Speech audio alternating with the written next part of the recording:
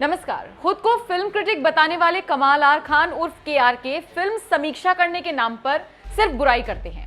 Actor कोई भी हो, सब्जेक्ट कोई भी हो, डायरेक्टर कोई भी हो, फिल्म का एनालिसिस करने के बजाय के सिर्फ और सिर्फ फिल्म की धज्जियां उड़ाते हैं। इसीलिए एज अ क्रिटिक तो उन्हें कोई सीरियसली लेता नहीं है। फिर बारी आती है ट्विटरबाजी करने की, तो यहाँ पर के का अलग अंदाज दिखता है। यहाँ पर वो किसी को बख्शते नहीं है, मतलब एक्टर हो, पॉलिटिशियन हो या फिर कोई भी हो, जैसे ही मौका मिलता है वैसे ही सामने वाले को ट्रोल कर देते हैं। लेकिन इस बार के ने मुसलमानों के लिए ट्वीट कर दिया।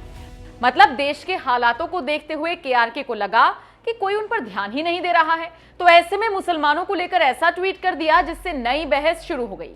के अपने ट्वीट में लिखते हैं, मैं ये पहले भी कह चुका हूं और फिर दोबारा सभी मुसलमानों से कह रहा हूं कि अगर आपके मोहल्ले से या आपका कोई जानने वाला टीवी डिबेट में हिस्सा लेता है तो उसको सख्ती से रोकिए। ये टीवी पर बैठकर अनाप शनाप बोलते हैं और उससे कुछ लोगों को मुसलमानों के खिलाफ नफरत फैलाने का मौका मिलता है। अब वैसे तो के को उम्मीद थी कि इस पोस्ट पर उनकी खूब वाहवाही होगी, लोग खुश होंगे, तालियां बजाएंगे, लेकिन हुआ वही जो होना था, यानी ट्रोलिंग। के इस पोस्ट के सामने आने के बाद ट्रोल हो गए।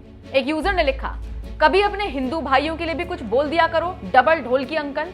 एक और यूजर ने लिखा, पहली बार कुछ सही कहा, धर्म को लेकर अनाप शनाप किसी को नहीं बोलना चाहिए। जिस दिन सारे लोग ये बात समझ गए, हमारे देश में धार्मिक भेदभाव खत्म हो जाएगा। एक और यूजर ने लिखा, मालिक टीवी पर बोलने का पेमेंट भी तो होता है। एक और यूजर ने लिखा, इस इंसान का कोई धर्म है ही नहीं, ये चाहे रो रो कर खुद का धर्म बेच दे पेट चलाने के लिए। कमाल आर खान, तू दुबई में है ना, प्रॉमिस किया था तूने, तू इस रिस्पॉन्स से कमा के घर चलाता है। एक यूजर ने यह तक कह दिया कि कभी अपने पुराने ट्वीट्स देखिए। भाई साहब, तो देखा आपने कैसे लोगों ने के इस पोस्ट पर उनकी क्लास लगा दी। वैसे आपको क्या लगता है, के इस पोस्ट से आप कितना सहमत या फिर असहमत हैं? कमेंट करके अपनी राय हमें जरूर